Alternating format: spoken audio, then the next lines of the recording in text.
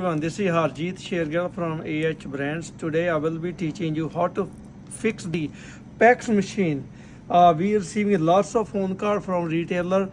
Chip reader is not working and they want us to replace the PAX S300 machine. If you have a problem with any credit card machine, the chip is not reading, the simple solution is you can buy from Amazon that cleaning card, they call cleaning card like this one. What do? Just put it there couple of times like this.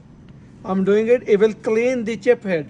Most of time people are using lots of the credit card. Their credit card chip is dirty, is also making the dirty the reader. So the best way is clean to, you can buy this one maybe like a 10 cent or Amazon or anywhere. Just open up, like I bought so many here. I have the whole package here.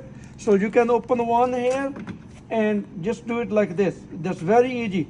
Once you do it couple of times, you will see it. This card will get dirty because your chip is dirty. So this is the best way to fix it. Nothing wrong in the machines, only your chip head is getting dirty.